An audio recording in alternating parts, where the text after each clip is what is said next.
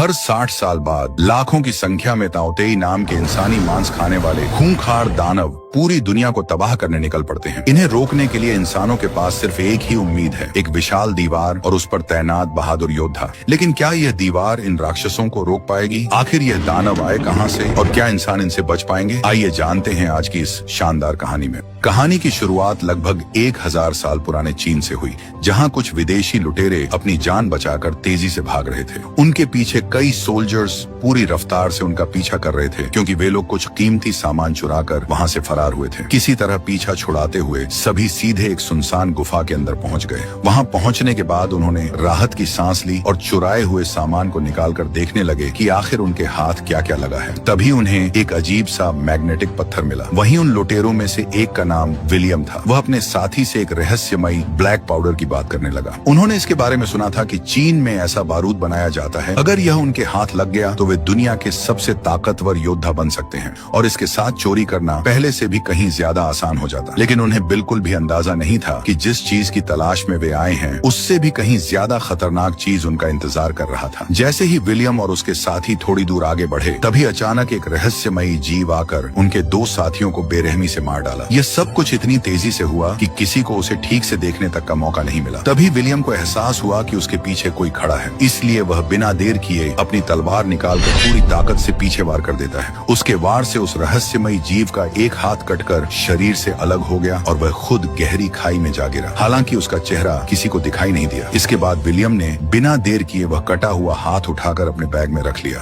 अब उन्हें समझ आ चुका था कि वहां रुकना मौत को दावत देने जैसा था, इसलिए सुबह होते ही दोनों गुफा से बाहर निकल आए और ब्लैक पाउडर की तलाश में आगे बढ़ने लगे। लेकिन उनकी किस्मत ज्यादा देर तक उनका साथ नहीं दे सकी, क्योंकि कुछ दूर पहुंचते ही सोल्जर्स ने उन्हें दोबारा देख लिया और फिर से उनका पीछा करने लगे। दोनों ने अपने घोड़ों को पूरी रफ्तार से दौड़ाया और लगातार भागते हुए आखिरकार चीन की विशाल ग्रेट वॉल तक पहुंच गए। लेकिन वहां पहुंचते ही उनके कदम रुक गए, क्योंकि उनके सामने हजारों सैनिक पूरी तैयारी के साथ खड़े दिखाई दिए। अगले ही पल सैनिकों ने उनकी तरफ तीरों की जबरदस्त बारिश कर दी, जिससे किसी तरह दोनों बाल बाल बच गए। अब उनकी हालत ऐसी हो चुकी थी कि बच निकलने का कोई रास्ता नहीं बचा था, क्योंकि उनके पीछे लुटेरे थे और सामने चाइना की सेना खड़ी थी। तब विलियम ने फैसला किया कि उन्हें अपनी किस्मत इन्हीं चाइनीज लोगों के भरोसे छोड़ देनी चाहिए। ये सोचकर दोनों ने अपने हथियार नीचे डाल दिए और सरेंडर कर दिया। इसके बाद दोनों को बंदी बनाकर सीधे वहां के जनरल के सामने लाया गया। जनरल की नजर जैसे ही विलियम के बैग से निकले उस कटे हुए हाथ पर पड़ी, वह कुछ पल के लिए बिल्कुल चुप हो गया, क्योंकि वे अच्छी तरह जानते थे कि वह किस जानवर का हाथ था।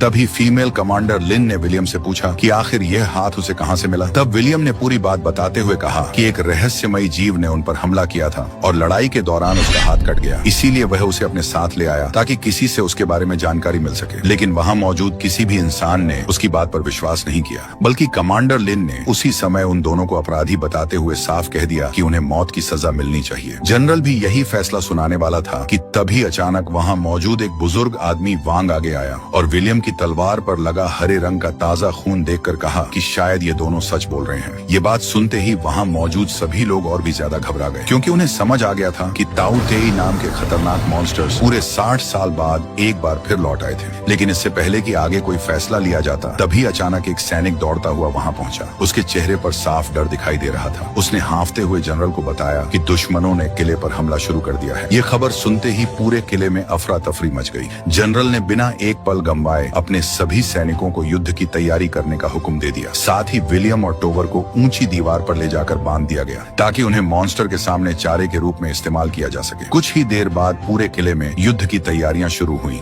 हर सैनिक का कवच अलग अलग रंग का था और हर रंग के हिसाब से उसकी जिम्मेदारी भी अलग थी। काले कवच वाले सैनिक जमीन पर लड़ने वाले योद्धा थे और लाल कवच वाले सभी सैनिक शानदार तीरंदाज थे, जबकि नीले कवच वाली पूरी सेना महिला योद्धाओं की थी, जिसकी कमान कमांडर लीन के हाथों में थी। उनके डिसिप्लिन और युद्ध की तैयारी देखकर वह दोनों दंग रह जाते हैं। तभी विलियम की नजर दूर से आ रही एक अजीब सी हरी लहर पर पड़ती है, लेकिन असल में वह कोई लहर नहीं, बल्कि हजारों इंसान खाने वाले दानव ताओतेई की सेना थी। ये वही भयानक दानव थे जिनमें से एक का हाथ विलियम ने पिछली रात काटा था। उनका इरादा किसी भी कीमत पर दीवार चढ़कर महल के अंदर घुसना था। तभी जनरल के इशारे पर बड़े बड़े पत्थरों में आग लगाकर दानवों की तरफ फेंका गया। उस हमले में कई ताउतेई जलकर राख हो गए, लेकिन उनकी रफ्तार जरा भी कम नहीं हुई। उनमें सबसे अलग उनकी फीमेल रानी मौजूद थी। बाकी सभी मॉन्स्टर्स उसे चारों तरफ से घेर कर चल रहे थे ताकि कोई भी खतरा उसके करीब तक न पहुंच सके। इसीलिए सैनिक हजारों की संख्या में उन पर तीर बरसाने शुरू कर दिए, जो सीधा काफी सारे क्रिएचर्स की बॉडी को चीरते चले गए। तभी नीले कवच वाली महिला योद्धाओं की सेना आगे आई। उन्होंने अपनी कमर में रस्सियां बांधी और ग्रेट वॉल की ऊंचाई से सीधे दानवों की तरफ छलांग लगा दी। उनके हाथों में लंबे लंबे भाले थे, जिनसे वे हवा में झूलते हुए ताउतेई पर हमला करती और फिर रस्सियों की मदद से वापस ऊपर खींच ली जाती। ये नजारा किसी खतरनाक करतब से कम नहीं था, क्योंकि यहाँ एक छोटी सी गलती का मतलब सीधी मौत था। उसी दौरान सभी मॉन्स्टर्स की रानी ने अपनी शरीर का ऊपरी हिस्सा हिलाया। बस उसका इशारा मिलते ही पूरा झुंड और भी तेजी से आगे बढ़ने लगा।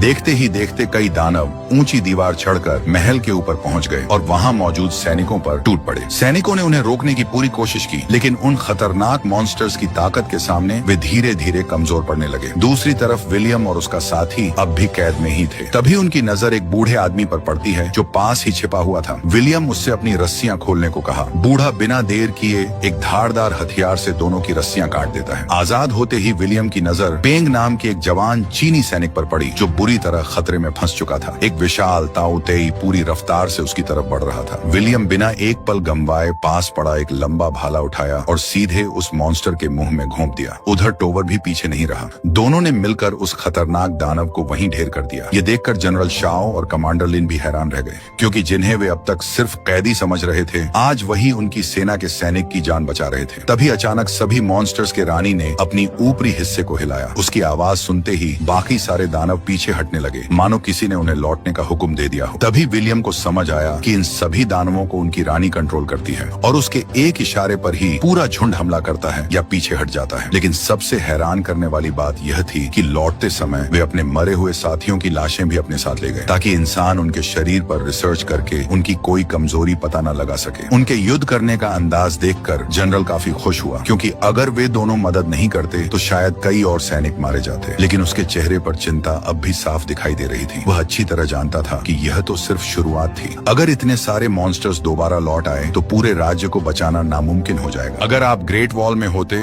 तो इन खतरनाक दानवों से लड़ते या अपनी जान बचाकर भाग जाते? कमेंट करके जरूर बताना। इसके बाद विलियम और टोवर की मुलाकात उसी बूढ़े आदमी से हुई जिसने लड़ाई के समय उनकी मदद की थी। उसने दोनों को बताया कि वह पिछले 25 सालों से यहाँ ब्लैक पाउडर की तलाश में रह रहा था, लेकिन आज तक वहाँ से निकल नहीं पाया था। अब उसने दोनों को पहली बार ब्लैक पाउडर दिखाया। वह पाउडर दिखने में साधारण था, लेकिन उसकी छोटी सी चिंगारी भी बहुत बड़ा धमाका कर सकती थी। यह देखकर विलियम और टोवर काफी हैरान हो गए, क्योंकि उन्होंने पहले सिर्फ इसके बारे में सुना था, लेकिन उसे कभी देखा नहीं था। तब बूढ़े आदमी ने अपना प्लान बताते हुए कहा कि जैसे ही ताउतेई दोबारा हमला करेंगे, उस समय पूरी सेना उन्हें रोकने में व्यस्त होगी। उसी मौके का फायदा उठाकर वे लोग ब्लैक पाउडर लेकर वहां से भाग जाएंगे, क्योंकि उसे महल से बाहर निकलने का एक गुप्त रास्ता पता था। लेकिन अब विलियम का मन बदल चुका था। वह अब चोरी करके वहां से भागना नहीं चाहता था। इसके बाद जनरल ने विलियम और टोवर को बाकी लोगों के साथ खाने पर बुलाया। वहां पहुंचने के बाद जनरल ने विलियम से उसकी काबिलियत दिखाने के लिए कहा। अब जैसे ही कटोरी को ऊपर उछाला गया, तभी विलियम ने लगातार 3 तीर छोड़े, जो इतनी सटीक जगह लगे कि कटोरी हवा में ही जाकर दीवार पर अटक गई। उसका निशाना देखकर वहां मौजूद सभी लोग तालियां बजाने लगे। विलियम की बहादुरी और काबिलियत देखकर लिन उसे पसंद करने लगी थी। वह उसे वहीं ऊंची दीवार पर ले जाकर अपने जैसा खतरनाक करतब करना सिखाती है। इसके बाद वांग ने विलियम को अपने पास बुलाया और उसके बैग से मिला चुंबक का टुकड़ा दिखाते हुए पूछा कि यह आखिर कहां से आया। विलियम ने बताया कि यह उसी का था। इसी बीच वांग को एक अहम बात याद आई। उसे समझ आ गया कि पहली रात जब विलियम ने ताउतेई का हाथ काटा था, तब उसके पास यही रहस्यमयी चुंबक मौजूद था। शायद इसी चुंबक की वजह से वह दानव कुछ पल के लिए कमजोर पड़ गया था, क्योंकि इस चुंबक में एक अजीब ताकत छुपी हुई थी। इसके बाद विलियम ने जनरल से पूछा कि आखिर यह ताउतेई आए कहां से थे। तब वांग ने विलियम को ताउतेई दानवों की असली कहानी बताई। करीब 2000 साल पहले आसमान से एक विशाल उल्कापिंड इसी पहाड़ पर आकर गिरा था।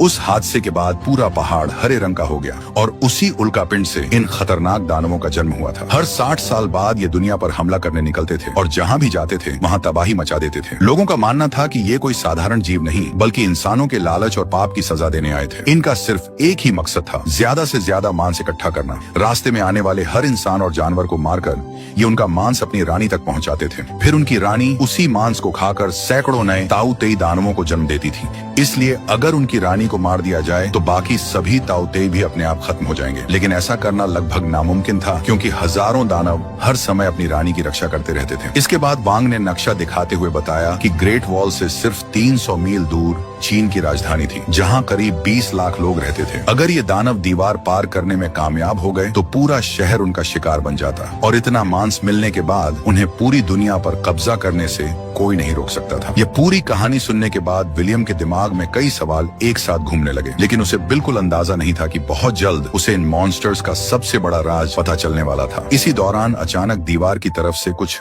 भयानक आवाजें आने लगी, इसलिए जनरल शाओ और कमांडर लिन कुछ सैनिकों को लेकर वहां पहुंच गया। लेकिन वहां का नजारा देखकर सभी के होश उड़ गए। सारे पहरेदार मरे पड़े थे, लेकिन हैरानी की बात यह थी कि ताऊ तेई ने उनकी लाशों को छुआ तक नहीं था। यही जनरल शाओ को समझ आ गया कि यह कोई साधारण हमला नहीं बल्कि एक सोचा समझा जाल था। दानव जानबूझकर उन्हें वहां तक खींच कर लाए थे। तभी जनरल शाओ के इशारे पर सभी सैनिक आपस में जुड़कर एक मजबूत सुरक्षा कवच बना लेते हैं और धीरे धीरे आगे बढ़ने लगते हैं। लेकिन अगले ही पल अंधेरे में छिपा एक ताऊ तेई अचानक पीछे से निकलकर कमांडर लिन पर टूट पड़ा। उसे बचाने के लिए जनरल शाओ बिना एक पल गंवाए बीच में आ गए, लेकिन इस हमले में वह बुरी तरह घायल हो गए। सैनिक उन्हें तुरंत वापस ले आए, लेकिन तब तक बहुत देर हो चुकी थी। मरने से पहले जनरल शाओलिन को पूरे सेना का नए जनरल बनाकर हमेशा के लिए अपनी आंखें बंद कर ली। अपने बेहद शानदार जनरल की मौत के बाद पूरी ग्रेट वॉल पर मातम छा गया। उन्हें आखिरी अलविदा करने के लिए हजारों स्काई लैंटर्न आसमान में छोड़ दिए गए। इसी दौरान राजधानी से एक खास शख्स भी ग्रेट वॉल पहुंचा। पुराने ग्रंथों की जांच करने के बाद उसने बताया कि अगर ताऊ तेई को इस रहस्यमयी चुंबक के पास लाया जाए तो वे कुछ समय के लिए कमजोर पड़ जाते हैं। ये सुनते ही विलियम ने कहा कि अगर यह सच है तो हमें इसे साबित करना होगा, लेकिन इसके लिए एक ताऊ तेई को जिंदा पकड़ना पड़ेगा। तब कमांडर लिन ने पूछा कि आखिर इतने खतरनाक ताऊ तेई को जिंदा पकड़ेंगे कैसे। इसी बीच टोवर अब विलियम से काफी नाराज रहने लगा था। वह उसे अलग ले गया और गुस्से में कहने लगा कि उनका असली मकसद यहाँ के लोगों की मदद करना नहीं बल्कि ब्लैक पाउडर लेकर अमीर बनना था। इसीलिए उन्हें मौका मिलते ही वहाँ से निकल जाना चाहिए। लेकिन अब विलियम पूरी तरह बदल चुका था। उसने अपने दोस्त की बात मानने से साफ इनकार कर दिया। अगली सुबह वांग ने एक नया प्लान बनाया। उसने बड़े बड़े लोहे के तीर कमान तैयार करवाए जिनके सिरों पर गहरी नींद की दवा लगाई गई थी। प्लान यह था कि जैसे ही ताऊ तेई दीवार के पास आएंगे उन्हें तीर कमान से फंसाकर ऊपर खींच लिया जाएगा। इसके बाद सोल्जर्स एक बार फिर दीवार के ऊपर पहुंच गए, लेकिन चारों तरफ इतना घना कोहरा छाया हुआ था कि नीचे कुछ भी साफ दिखाई नहीं दे रहा था। तभी अचानक हजारों ताऊ तेई एक बार फिर ग्रेट वॉल की तरफ बढ़ने लगे। धुंध इतनी घनी थी कि सैनिकों को कुछ भी साफ दिखाई नहीं दे रहा था, इसलिए वे अंदाजे से तीर और भाले चलाने लगे। लेकिन दानव बिना रुके लगातार आगे बढ़ते रहे। तभी कमांडर लिन ने तीर कमान चलाने का हुक्म दे दिया। दीवार से बड़े बड़े लोहे के हुक नीचे छोड़े गए जिन पर नींद की दवा लगी हुई थी। इसी बीच दीवार के बीचों बीच लगे बड़े धारदार पंखों को भी चला दिया गया, जिनकी वजह से कई ताऊ तेई टुकड़ों में कटकर नीचे गिर गए। इस तरफ कई ताऊ तेई उनमें फंस गए, लेकिन ज्यादातर दानव अपनी ताकत से जंजीरें तोड़कर निकल गए। हालांकि उनमें से एक ताऊ तेई अब भी हारपून में फंसा हुआ था। सोल्जर्स उसे ऊपर खींचने लगे, लेकिन तभी विलियम ने उन्हें रोकते हुए कहा कि जंजीर को ढीला छोड़ दो क्योंकि जहरीला लिक्विड धीरे धीरे उसे कमजोर कर देगा। अगर सैनिक उसे जबरदस्ती ऊपर खींचते तो जंजीर टूट सकती थी और पूरा प्लान फेल हो जाता। कुछ देर बाद विलियम उसी जंजीर के सहारे नीचे उतर गया। नीचे पहुंचते ही उसने देखा कि चारों तरफ मरे हुए ताऊ तेई पड़े हुए थे। विलियम बिना देर किए तेजी से उस कमजोर दानव को जंजीरों से कसकर बांधने लगा और ऊपर खड़े सैनिकों से खींचने के लिए कहा। लेकिन तभी अचानक कोहरे के अंदर से एक ताऊ तेई उस पर झपटा, लेकिन विलियम ने तुरंत अपनी तीर से उसकी आंख फोड़ दी। अगले ही पल एक और ताऊ तेई पीछे से हमला करने आया, लेकिन तभी टोवर वहां पहुंच गया और उसने उसे मार गिराया। इसके बाद दोनों ने मिलकर कई ताऊ तेई का सामना किया, लेकिन कुछ ही देर में हजारों की संख्या में और ताऊ तेई उनकी तरफ बढ़ने लगे। ये देखकर विलियम समझ गया कि अब वे ज्यादा देर तक टिक नहीं पाएंगे। उसने तुरंत मदद का संकेत भेजते हुए एक खास तीर ऊपर दीवार की तरफ छोड़ा। दीवार के ऊपर मौजूद कमांडर लीन ने वह संकेत देख लिया और तुरंत ब्लैक पाउडर से बनी कुछ खास तीर मंगवा दिया। अगले ही पल उन तीरों को नीचे छोड़ा गया। जैसे ही वे ताओतेई के बीच जाकर लगे, जोरदार धमाके हुए और कई ताओतेई टुकड़ों में बिखर गए। हालांकि एक तीर गलती से विलियम के पास आकर फटा, जिससे वह बुरी तरह घायल हो गया। उस खतरनाक बमबारी से बचने के लिए सभी दानव जान बचाकर भागने लगे। मौके का फायदा उठाकर सैनिक तुरंत नीचे का दरवाजा खोलकर विलियम और टोवर को वापस महल के अंदर ले आए। इसके बाद एक ताओतेई को लोहे के पिंजरे में कैद कर दिया गया। वह पिंजरा तोड़ने की कोशिश कर रहा था, लेकिन जैसे ही चुंबक का टुकड़ा उसके पास लाया गया, वह तुरंत शांत हो गया। अब सभी को यकीन हो गया कि चुंबक सच में उन पर असर करता था। कुछ देर बाद राजकुमार के खास सैनिक उस कैद ताओतेई को अपने साथ राजधानी के महल की तरफ ले गए। इसी दौरान उन्हें जमीन के नीचे से अजीब अजीब आवाजें सुनाई देने लगी। ये देखकर सभी लोग तुरंत उस जगह की तलाश करने निकल पड़े, लेकिन जैसे ही उन्होंने नीचे बनी सुरंग देखी, उनके पैरों तले जमीन खिसक गई। अब उन्हें समझ आ गया था कि ताओतेई उनसे 100 कदम आगे सोच रहे थे। इतने दिनों से वे ग्रेट वॉल पर हमला करने का सिर्फ नाटक कर रहे थे। उनका असली मकसद चुपके से एक विशाल सुरंग बनाकर शहर के अंदर घुसना था। और ठीक वैसा ही उन्होंने ग्रेट वॉल के नीचे एक सुरंग बना ली थी, और उसी रास्ते हजारों ताओतेई पहले ही दीवार पार करके राजधानी की तरफ निकल चुके थे। अब करीब 20 लाख लोगों की जान खतरे में थी, यानी अगर उन्हें नहीं रोका गया तो पूरा देश तबाह हो सकता था। लेकिन इसी मुश्किल वक्त में टोवर और बूढ़े आदमी ने मौका देखकर ब्लैक पाउडर चुराने का फैसला कर लिया। सबसे पहले उन्होंने एक बम से कमरे का दरवाजा उड़ा दिया और अंदर घुसकर ब्लैक पाउडर समेटने लगे। लेकिन तभी विलियम उनके सामने आ गया। उसने टोवर को ऐसा करने से रोकने की कोशिश की और समझाया कि अब उन्हें इन लोगों का साथ देना चाहिए, लेकिन टोवर उसकी बात मानने को तैयार नहीं था। तभी बूढ़े आदमी ने अचानक एक रस्सी काट दी। रस्सी कटते ही ऊपर बंधा भारी सामान सीधे विलियम के सिर पर आकर गिरा, जिससे वह बेहोश होकर नीचे गिर पड़ा। इसका फायदा उठाकर दोनों वहां से ब्लैक पाउडर लेकर भाग गए। जब विलियम को होश आया तो जनरल लिन को लगा कि वह भी उन्हीं चोरों का साथी है। गुस्से में उन्होंने उसे कैद करने का हुक्म दे दिया, लेकिन तभी पेंग आगे आया, जिसकी जान कुछ देर पहले विलियम ने बचाई थी। उसने जनरल लिन को पूरी सच्चाई बता दी। इसके बावजूद भी कमांडर लिन का भरोसा टूट चुका था, इसलिए उसने कुछ समय के लिए विलियम को जेल में बंद करने का हुक्म दे दिया। दूसरी तरफ महल के अंदर राजकुमार के खास सैनिक उस कैद ताओतेई को उसके सामने ले आए। उन्होंने राजकुमार से कहा कि चुंबक का पत्थर उसके ऊपर रखते ही यह पूरी तरह शांत हो गया था। अगर यही चुंबक बाकी ताओतेई के खिलाफ भी इस्तेमाल किया जाए तो उनकी पूरी सेना को हराया जा सकता है। इस तरफ अब उनके पास वक्त बिल्कुल नहीं बचा था। अगर वे घोड़ों से राजधानी जाते तो बहुत देर हो जाती, इसलिए जनरल लिन ने एक खतरनाक फैसला लिया। उन्होंने अपने सैनिकों के साथ हॉट एयर बैलून के जरिए आसमान के रास्ते राजधानी जाने का प्लान बनाया, लेकिन यह सफर बिल्कुल भी आसान नहीं था। तेज हवाओं की वजह से कई बैलून हवा में ही आग पकड़कर फट गए और कई सैनिक तो नीचे गिरकर मौके पर ही मर गए। फिर भी बचे हुए कुछ सैनिक राजधानी की तरफ निकल पड़े। इस तरफ महल के अंदर एक आदमी को अपने हाथों में खुजली होने लगी, इसीलिए वह पागलों की तरह उस खास पत्थर को मॉन्स्टर से दूर कर देता है। जैसे ही उसने पत्थर को दूर किया, तभी कैद किया हुआ मॉन्स्टर अचानक हरकत करने लगा और उसने तुरंत अपनी रानी को एक खास संकेत भेज दिया। दूसरी तरफ रानी को जैसे ही यह संकेत मिला, उसे समझ आ गया कि उसका साथी कैद हो चुका था। इसके बाद उसने बिना देर किए अपने सभी मॉन्स्टर्स को साथ लेकर सीधे महल की तरफ निकल पड़ी। अब जैसे ही उस पत्थर को मॉन्स्टर के पास लाया गया, वह फिर से शांत हो गया। कुछ समय बाद विलियम को जेल से बाहर निकाला गया। बाहर आते ही उसने चारों तरफ बर्बादी का मंजर देखकर हैरान रह गया। वह तुरंत वांग से कमांडर लिन के बारे में पूछने लगा। तब वांग ने बताया कि अब सब कुछ लगभग खत्म हो चुका था। ताओतेई शहर के अंदर घुस चुके थे और उन्हें रोक पाना अब लगभग नामुमकिन था। लेकिन विलियम हार मानने वालों में से नहीं था। उसने वांग से पूछा कि क्या उन्हें रोकने का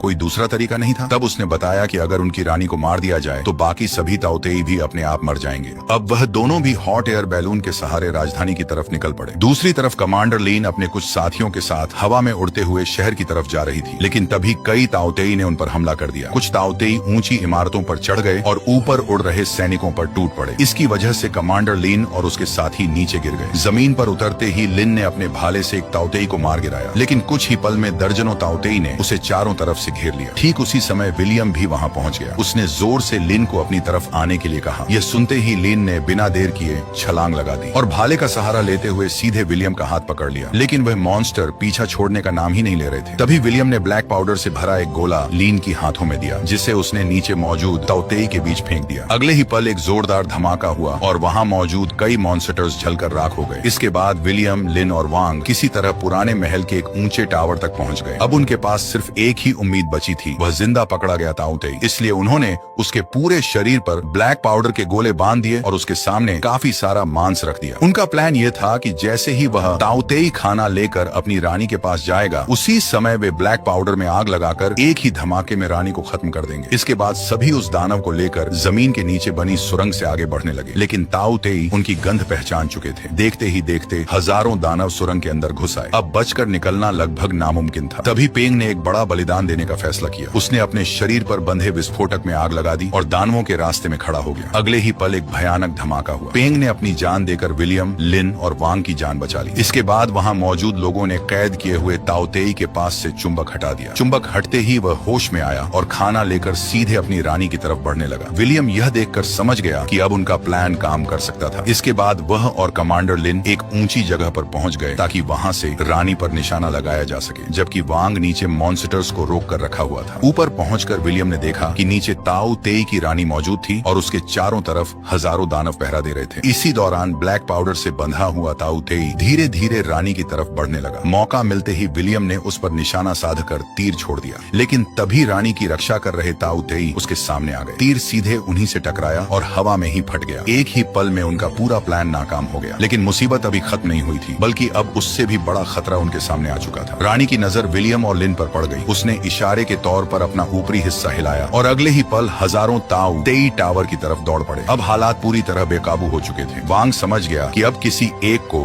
अपनी जान देनी ही होगी। उसने चुंबक वाला पत्थर विलियम की तरफ फेंका और उनसे कहा कि किसी भी कीमत पर रानी को खत्म कर दो। इतना कहते ही हजारों ताऊ तेई वांग पर टूट पड़े और उसने अपनी जान कुर्बान कर दी। अब सिर्फ विलियम और लिन ही बचे थे। उनके पास ब्लैक पाउडर से बना आखिरी विस्फोटक बचा था। तभी विलियम ने लिन से पूछा, क्या तुम्हें मुझ पर भरोसा है? लिन ने बिना एक पल सोचे हाँ कह दिया। इसके बाद दोनों रस्सियों के सहारे टावर से नीचे झूल गए और हवा में लटकते हुए रानी के बेहद करीब पहुंच गए। विलियम ने चुंबक वाला पत्थर रानी की रक्षा कर रहे ताऊ तेई की तरफ फेंक दिया। चुंबक के असर से वे कुछ पल के लिए कमजोर पड़ गए। बस यही मौका था। लिन ने पूरी ताकत से ब्लैक पाउडर से बंधा हुआ भाला रानी की तरफ फेंक दिया। भाला सीधा उस मांस के ढेर में जाकर लगा और जैसे ही रानी ने उसे अपने मुंह में लिया, अगले ही पल एक जोरदार धमाका हुआ। पूरी जगह आग और धुएं से भर गई और इसी के साथ ताऊ तेई की रानी मारी गई। रानी के मरते ही एक चमत्कार जैसा नजारा देखने को मिला। उससे जुड़े बाकी सारे ताऊ तेई अचानक रुक गए और कुछ ही पलों में एक एक करके जमीन पर गिरने लगे। ऐसा लग रहा था जैसे उनकी सारी ताकत खत्म हो चुकी हो। इसी के साथ पूरी राजधानी पर मंडरा रहा खतरा हमेशा के लिए खत्म हो गया। कुछ ही पलों में लाखों की संख्या में मौजूद सभी ताऊ तेई हमेशा के लिए खत्म हो गए। इसके बाद हमें महल का सीन दिखाया जाता है जहाँ टोवर अभी भी कैद था। विलियम उसके पास पहुंचा और उससे कहा कि उसके सामने दो रास्ते थे। पहला यह कि वह जितना चाहे ब्लैक पाउडर लेकर वहां से चला जाए और दूसरा यह कि वह अपने दोस्त को आजाद करवा दे। टोवर को लगा कि विलियम ने जरूर ब्लैक पाउडर चुना होगा, लेकिन तभी विलियम मुस्कुराते हुए उसे बताता है कि उसने अपने दोस्त को चुना था। इसके बाद टोवर की कैद खोल दी गई। कुछ देर बाद कमांडर लिन भी वहां पहुंची। उसने विलियम का शुक्रिया अदा किया और कहा कि अगर वह उनकी मदद नहीं करता तो शायद आज वहां कोई भी जिंदा नहीं बचता। आखिर में हम देखते हैं कि विलियम और टोवर घोड़ों पर सवार होकर वहां से निकल गए। उनके साथ कुछ सोल्जर्स भी थे जो उन्हें उनकी मंजिल तक छोड़ने जा रहे थे और इसी के साथ यह कहानी यहीं पर खत्म